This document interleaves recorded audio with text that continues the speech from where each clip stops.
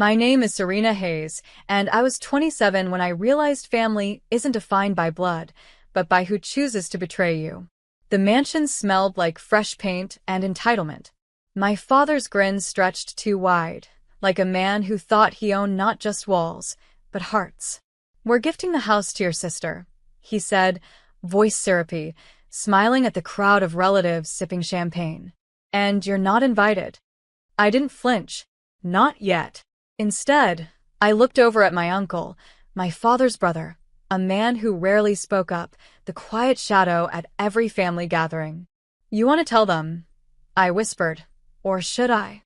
He hesitated, caught between fear and loyalty. Then he nodded. I smiled, calm. 3 days, I murmured, almost to myself. 3 days, and they'll know who really owns this house.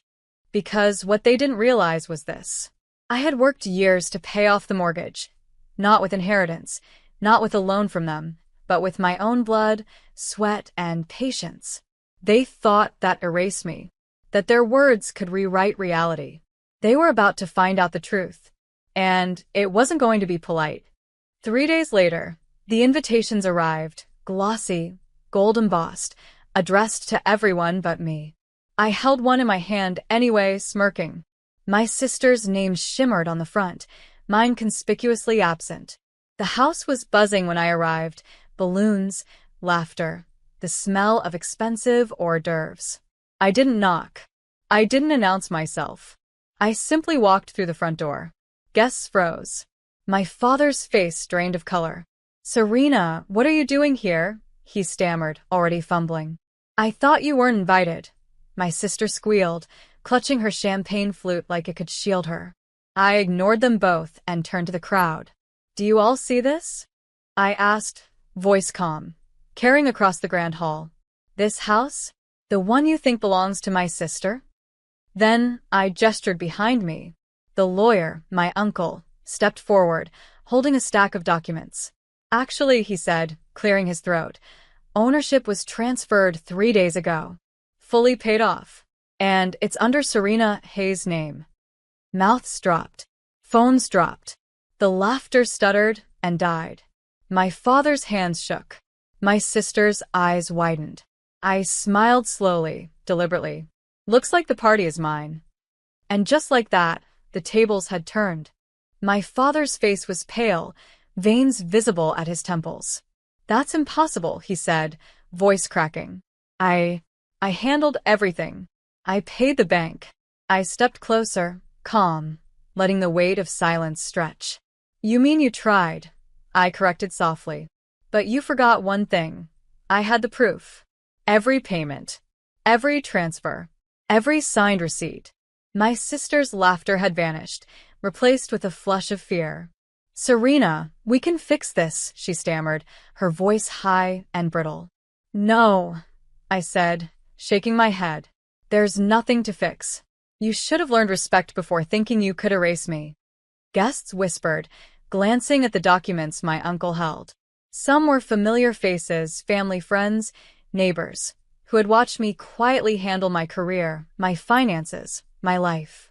Now they saw the proof, meticulous, undeniable, lawful. My father's eyes darted between me and my uncle. "Why didn't you tell me?" he demanded, desperation creeping in. I smiled. "Because some lessons are better delivered in person." I paused, letting everyone absorb the moment. The reality was clear. The house, the wealth, the symbol of their pride, it was mine. And no argument, no tantrum, no mockery could take it back. My sister opened her mouth, but the sound caught in her throat. And in that silence, victory tasted sweet. The party that was meant to celebrate my sister's achievement had shifted entirely. Guests murmured, exchanging glances. Some were amused, some shocked. Most were silent, watching the unraveling spectacle. My father's hands fisted at his sides. "You can't do this," he shouted, voice raw with disbelief. I let the words hang in the air, heavy and useless. I walked through the room slowly, the soft click of my heels echoing against the marble floor. "I could have let you keep pretending," I said, my voice measured, almost gentle. I could have stayed invisible while you stole what was mine. But I don't do that anymore. My uncle's gaze met mine, a quiet nod of solidarity. The room seemed to shrink around my father and sister. Everything they had relied on, intimidation, favoritism, family influence, evaporated. I reached the staircase, letting my dress trail behind me like a curtain closing on their arrogance. From now on, I continued, looking over my shoulder. Every celebration, every gift, every opportunity that comes from me will be mine to give, or mine to withhold. My father opened his mouth, my sister flinched, but neither could find the words.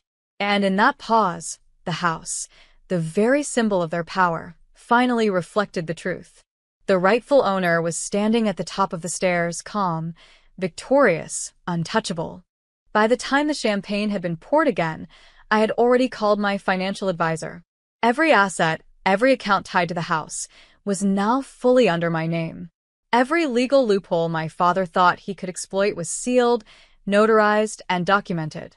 My sister lingered near the buffet, pretending to nibble on canapes, but her eyes darted toward me constantly. "This isn't over," she whispered when no one was looking. I smiled. "Oh, it is," I said softly. "You just didn't know the rules of the game." Guests, oblivious to the tension, murmured about the unexpected turn in family drama, but I didn't need them to witness my victory. The satisfaction wasn't for them. It was for me. I approached my father, calm, deliberate. "Every mortgage payment I made," I said, voice low, "was with my own work, my own discipline, my own patience. And you thought that meant nothing, that you could gift it away without consequence." He swallowed hard, words failing him. I placed a hand lightly on the marble railing, glancing at the crowd. "Consider this a lesson," I said. "Underestimate me again, and the consequences won't be so quiet." For the first time, I felt the power of my own decisions, my own persistence. The house was mine, legally, morally, undeniably. And they would remember it every time they stepped through that door. By evening, the atmosphere had shifted completely. The laughter that once belonged to my father and sister now carried a hollow ring. Guests whispered, glancing at them with sympathy, amusement, and a hint of awe for me. I moved to the balcony, letting the cold night air brush my face, tasting freedom. The house, once a symbol of their dominance, now belonged to me, and the realization felt almost unreal. My father approached, hesitant, voice low. "Serena, I thought you'd never." "You thought wrong," I interrupted, calm, precise. "I never needed your validation. I needed your acknowledgement that I could handle this alone." He opened his mouth again, but I silenced him with a simple nod. No argument could undo what was done. No apology could reverse the truth. My sister lingered behind him, trying to muster bravado. "You'll regret this," she hissed. I smiled, stepping closer. "Regret? No.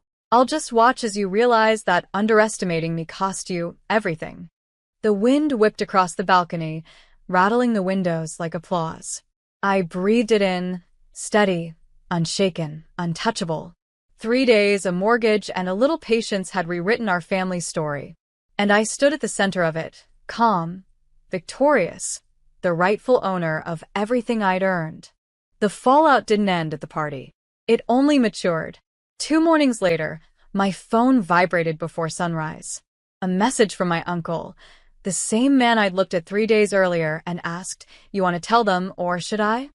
"They're panicking," he wrote. "Your father's trying to move assets. Your sister's asking if you'll reconsider." I sat at my kitchen table, still wrapped in a robe, watching steam curl from my mug. Funny, this was the quiet they never gave me when I was younger.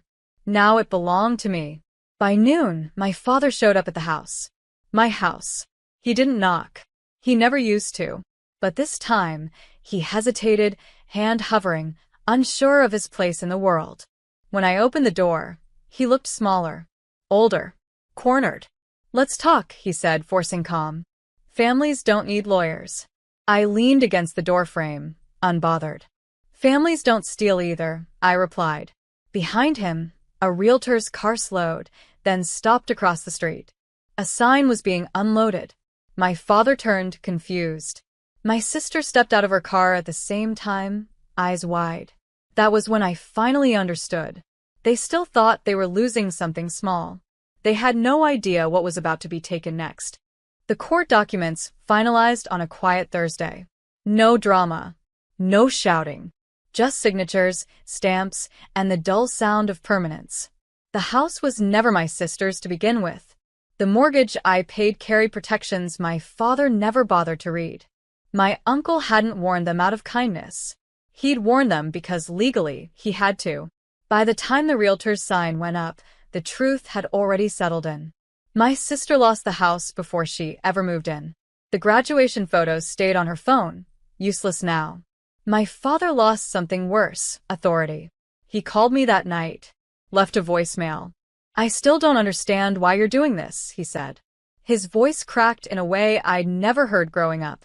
I listened once, then deleted it. Because this wasn't revenge fueled by anger. It was consequence delivered calmly, exactly on time. I kept my house. I kept my credit. I kept my silence. And for the first time, they were forced to live with the weight of realizing that I was never the extra child. I was the foundation they stood on. And the moment I stepped away, everything collapsed.